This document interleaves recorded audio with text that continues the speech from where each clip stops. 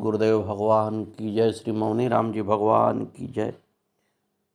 सनातन धर्मावलंबियों को बहुत ही सुंदर कथा सीख देने वाली है और ख़ास तौर से विद्यार्थियों को ये जानकारी अवश्य ही होनी चाहिए। श्रावस्ती के पास स्थिर जेतवन के समस्त नागरिक धर्मपरायण एवं शांत प्रिय थे, लेकिन इसके लिए कथा को लास्ट तक सुनना पड़ेगा आपको। घबरा के शुरुआत से ही अगर आपने देखा और बंद कर दिया तो आप वहाँ तक नहीं पहुँच पाएंगे। इसलिए इस वीडियो को लाइक करें, सब्सक्राइब करें और आगे बढ़ाएं कि सबको सनातन धर्म में जानकारी हो कि कैसे धर्म का पालन किया जाता है। भगवान बुद्ध के सत्संग और दर्शन ने उन्हें सभी दुर्गुणों से मुक्त कर दिया था। सरल स्वभाव और सादा जीवन बिताने के कारण सभी लोग बहुत खुश एवं संतुष्ट रहते थे। कहीं सुदूर से पंडुक और लोहित तक नामक दो दुर्व्यसनी जेतवन में आकर रहने लगे। उन्होंने पहले तो आपस में झगड़ा शुरू किया, बाद में ये लोगों को भी तंग करने लगे। उनके कुसंग में कुछ युवक भी नशीले पदार्थों का सेवन करने लगे और उच्छृंखल बन गए। कुछ ही समय में गांव में अशांति का माहौल बन गया। संघ के भिक्षुओं ने यह स्थिति देखी तो वे बड़ा दुखी हुए। उन्होंने नागरिकों को उन दोनों से दुष्ट प्रवृत्ति के लोगों से दूर रहने का आग्रह किया, लेकिन इसका कोई परिणाम नहीं निकला। इसी बीच धर्म प्रचार के बाद महात्मा बुद्ध जेतवन पहुँचे। भिक्षुओं ने उन्हें पंडुक और लोहितक के कारनामों की जानकारी दी। बुद्ध ने उन्हें बुलवाया और बड़े प्रेम से कहा, कलह, विग्रह और विवाद अच्छे से अच्छे लोगों का नाश का कारण बन जाता है। मानव जीवन कलह और विवाद करने के लिए नहीं, प्रेम और शांति से रहने के लिए मिलता है। बुद्ध के इन शब्दों ने उन पर जादू का सा काम किया। वे समस्त दुर्व्यसनों को त्याग कर शांति और प्रेम से रहने लगे। कलयुगे विशेषण फल सिद्धस्तु कर्मणा। विशेषकर इस कलयुग में कर्म के अनुसार ही फल की सिद्धि होती है। ऋषियों ने कहा, अर्थ क्षेत्राणि पुण्यानि समासात कथयस्वनः। हे सूत जी, पुण्य क्षेत्र कौन कौन हैं जिनका आश्रय लेकर सभी जीव शिव पद प्राप्त कर लेते हैं, यह हमें संक्षेप में बताइए। सूत जी बोले, हे बुद्धिमान ऋषियों, मुक्ति प्रदान करने वाले शिव क्षेत्र का वर्णन सुनो। पर्वत, वन और काननों सहित इन पृथ्वी का विस्तार 50 करोड़ योजन है। भगवान शिव की आज्ञा से पृथ्वी संपूर्ण जगत को धारण कर रखी है। भगवान शिव जी ने जीवों को उद्धार के लिए जगह जगह शिव क्षेत्र का निर्माण किया है।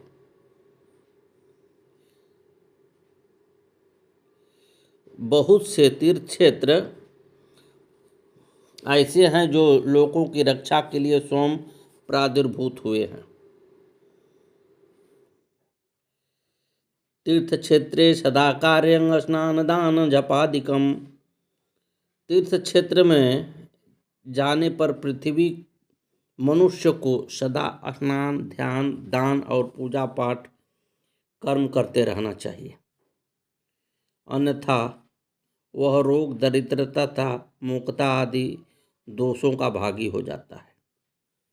तीर्थ क्षेत्र में किया गया पाप बड़ा दृढ़ हो जाता है, इसलिए पुण्य क्षेत्र में निवास करने वाला मनुष्य अल्प मात्र भी पाप का आचरण न करे। कहा भी गया है कि अन्य क्षेत्रे कृतं पापम तीर्थ क्षेत्रे विनश्यति, तीर्थ क्षेत्रे कृतं पापम वज्रलेपो भविष्यति। अन्य जगह का किया हुआ पाप तीर्थ क्षेत्र में नष्ट हो जाता है, परंतु काशी जैसे क्षेत्र में किया हुआ पाप वज्र हो जाता है, उसका कभी नाश नहीं होता, वह पाप 1000 गुना बढ़ जाता है। अतः तीर्थ क्षेत्र में पाप से बचें। हिमालय पर्वत से निकली हुई पुण्य सरिता गंगा सौमुखी नदी है।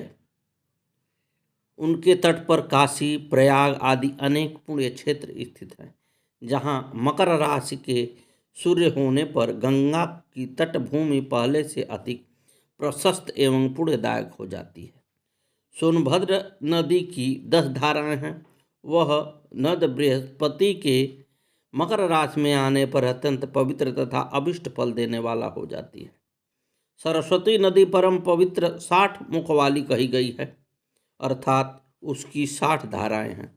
सरस्वती नदी के तट पर निवास करने पर साधक अंत में ब्रह्म पद प्राप्त कर लेता है। 24 मुख वाली नर्मदा नदी महापवित्र है। उसमें स्नान तथा तट पर निवास करने से वैष्णव पद की प्राप्ति होती है।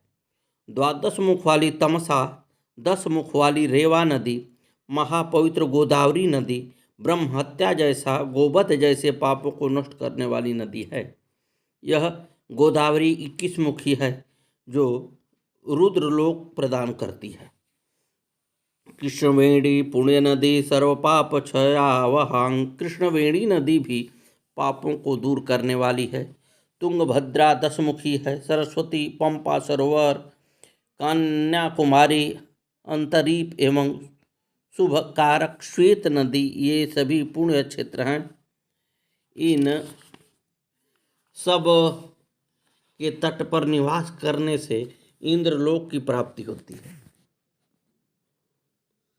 कावेरी नदी के 27 मुख बताए गए हैं। मेष के बृहस्पति और मेष के सूर्य में नैमिषारण्य और बद्रिकाश्रम में स्नान करना चाहिए। गंगायां माघ मासे तु तथा कुंभगते रवै श्राद्धवां पिंडदानं वां तिलोकदमपि वा। माघ मास में तथा कुंभ के सूर्य में गंगा में पितरों के निमित्त श्राद्ध, पिंडदान तथा तिलोकदक करने से अपने दोनों कुलों का उद्धार तथा पितरों के करोड़ों कुलों का उद्धार हो जाता है। इस प्रकार अनेकों प्रकार से तीर्थ का महत्व बताया गया है। बुद्धिमान पुरुषों को चाहिए कि वे शिव क्षेत्र में सदाचार, सद्वृत्ति तथा भगवत भावना और सभी जीवों पर दया करते हुए निवास करें। पुण्य क्षेत्र में किए हुए पुण्य अनेक गुना बढ़ जाते हैं। पुण्य क्षेत्र कृतं पापं महादंडपि जायते। इसी प्रकार तीर्थ क्षेत्र में किया गया अणुमात्र पाप भी महान पाप हो जाता है। हे महर्षियों, तीर्थवास जनित पुण्य जैसे अक्षय होता है, वैसे ही कायिक, वाचिक और मानसिक समस्त पाप वज्र लेप हो जाता है। यह कई कल्पों तक मनुष्य का पीछा नहीं छोड़ता। ऐसे मानसिक पाप भगवान के ध्यान से ही नष्ट होते हैं, अन्यथा उनका नाश नहीं होता। दानाद्वन कृतं नश्येह नान्यथांकल्प कोटि भी। धन के द्वारा किया गया पाप धन के दान करने से ही नष्ट होता है, अन्यथा करोड़ों कल्प तक उसका नाश नहीं होता। कभी कभी बढ़ते हुए पाप के कारण संपूर्ण पुण्य नष्ट हो जाते हैं और फिर गृह में दरिद्रता छा जाती है। अतः सुख करने वाले व्यक्ति को देवताओं की पूजा और ब्राह्मणों को दान और फिर तप करते हुए पाप से बचकर ही तीर्थ यात्रा में निवास करनी चाहिए।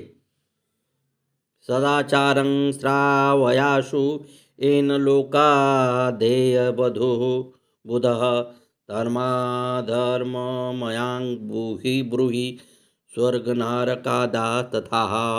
हे महर्षि, अब आप हमें सदाचार के बारे में बताइए। विद्वान पुरुष आचार विचार से जिन पुण्य लोक पर विजय पाता है, स्वर्ग और नरक दोनों वाले धर्ममय और अधर्ममय आचारों का वर्णन करें। सूत जी कहते हैं, सदाचार का पालन करने वाला विद्वान ब्राह्मण ही वास्तव में ब्राह्मण नाम धारण करने का अधिकारी है। सदाचार, वेदाचार तथा विद्या, इनमें से एक गुण युक्त होने पर ही ब्राह्मण कहते हैं। उनमें अल्प मात्रा में भी आचरण का पालन देखा जाता है। जिसमें वेदाध्ययन कम हो तथा जो राजा का सेवक पुरोहित है तथा मंत्री आदि यहाँ कार्यरत हैं, उन्हें क्षत्रिय ब्राह्मण कहते हैं। शूद्र ब्राह्मण युक्तं स्वमेव ही कर्षक, जो स्वयं हल चलाकर जीविका चलाता है उसे शूद्र ब्राह्मण कहते हैं। जो निंदक है वह पर दोष देखता है उसे चंडाला द्विज कहते हैं। इसी प्रकार क्षत्रिय में जो पृथ्वी का पालन करता है वह राजा है। उसके अतिरिक्त अन्य को क्षत्रिय कहते हैं। धनादि का क्रय विक्रय करने वाला वैश्य तथा इतर वस्तुओं को क्रय विक्रय करने वाला शूद्र कहा गया है। ब्राह्मण क्षत्रिय वैश्य की सेवा करने वाले को शूद्र कहते हैं। इन सभी का आचार विचार करना चाहिए। आचारं परमो धर्मं आचार वर्धते आयु। सदाचार एक परम धर्म है। सदाचार से आयु बढ़ती है। इसके अनुसार यदि आयु की वृद्धि चाहते हो तो प्रत्येक मनुष्य को सदाचार का पालन करना चाहिए। आचारहीन व्यक्ति को खंग सहित वेदों का अध्ययन भी पवित्र नहीं कर सकता। मृत्यु के समय वेद भी उसे त्याग देते हैं, जैसे पंछी अपने घोंसले को त्याग कर कहीं चला जाता है। परंपरागत श्रेष्ठ पुरुषों का आचरण ही सदाचार कहलाता है। हे शौनक जी, अब संक्षेप में सदाचार का वर्णन करते हैं। ध्यानपूर्वक आप श्रवण करने और मनन करें। सर्वोरुषः प्रागमुखश्च चिन्तये देवपूर्वकान् धर्मानथाश्चं तक्लेशानां च ध्यायमेव च। सभी वर्गों को उचित है कि वे सर्वप्रथम सूर्योदय से पहले ब्रह्म मुहूर्त में 4 बजे उठने का अभ्यास करें, क्योंकि सूर्योदय से पहले प्रातः काल की निद्रा पुण्य का क्षय करती है और वह पुरुष प्रायश्चित का भागी होता है। ब्रह्म मुहूर्त में लक्ष्मी और सरस्वती दोनों ही वर देने के लिए बैठी रहती हैं। जो जगा रहता है उसका ध्यान करता है, उस व्यापारी को लक्ष्मी और विद्यार्थी को विद्या प्राप्त होती है। प्रातःकाल सोने वाला पुरुष दोनों से हीन होकर संसार में कष्ट का अनुभव करता है। आयुर्वेद के अनुसार प्रातःकाल का उठना स्वास्थ्य के लिए भी अत्यंत लाभदायक है। ब्रह्म मुहूर्ते चेतिष्ठे स्वस्तु रक्षार्थम आयुषः। बिस्तर उठते ही सर्वप्रथम पृथ्वी को प्रणाम कर क्षमा मांगे। पाद स्पर्श क्षमत्व में तदंतर अपने इष्ट देव तथा गुरुदेव का चिंतन कर माता पिता के चरणों में प्रणाम करें। पूर्वाभिमुख उठने से आयु, अग्निकोण की ओर मुख करके उठने से देश, दक्षिण मुख उठने से मरण के समान क्लेश, नैतर्य कोण में मुख करके उठने से पाप, पश्चिम की ओर मुख करके उठने से उत्तम भाग्य, वाव्य की ओर मुख करके उठने से व्याधि, उत्तर की ओर मुख करके उठने से पुष्टि, ईशान की ओर मुख करके उठने से शक्ति प्राप्त होती है। यह प्रातःकाल 8 दिशाओं में मुख कर उठने का फल वर्णन किया गया है। सुनो। रात्रि के अंतिम प्रहर में उषा काल कहते हैं। जब रात आधी प्रहर शेष रह जाए तो उसे संधि काल कहते हैं। अतः मनुष्य को चाहिए कि उषा काल में उठकर मलमूत्र का त्याग करे। मल त्याग करके उठने पर फिर उस मल को न देखे। जल, अग्नि, ब्राह्मण और देवताओं के सम्मुख बैठकर मल मूत्र का विसर्जन कदापि नहीं करना चाहिए। यथा समय शौच से निवृत्त हो मृतिका से हस्तप्राक्षल करें। शास्त्रों के अनुसार 10 बार वाम हस्त और दोनों हाथों को मिलाकर 7 बार मलना चाहिए, तब हाथों की शुद्धि होती है। अन्यथा हाथों की शुद्धि कदापि नहीं होती। अशुद्ध हाथ से जो संकल्पादि क्रियाएं की जाती हैं वे सब व्यर्थ हो जाती हैं, उनका कोई फल नहीं होता। शास्त्रों में हस्त शुद्धि पर बहुत जोर दिया गया है। हस्त शुद्धि गरीयसी, पाणी शुद्धि गरीयसी, ऐसा मानकर मुट्ठी से हाथ धोएं, मिट्टी से हाथ धोएं। साबुन से हाथ की शुद्धि कभी नहीं होती है। मृदंग शुद्धिमभीप्सताः, इस पर ध्यान दें। हाथ धोने, पैर धोने के बाद 8 बार कुल्ला करें। कार्य संजनी तज्जः दंत धावमिरीतमः, दंत धावन में तर्जनी अंगुली का प्रयोग नहीं होना चाहिए। ऐसा दंत शुद्धि का विधान बताया गया है। तदंतर जल संबंधी देवताओं को नमस्कार करके मंत्र पाठ करते हुए शुद्ध जल से स्नान करें। फिर स्वच्छ वस्त्र पहने, साथ ही कोई उत्तरीय वस्त्र भी धारण करें, क्योंकि संध्या बंदन आदि सभी कर्मों में उसकी आवश्यकता होती है। गुरुदेव महाराज की जय। आगे की कथा कल। जय जय श्री सीताराम।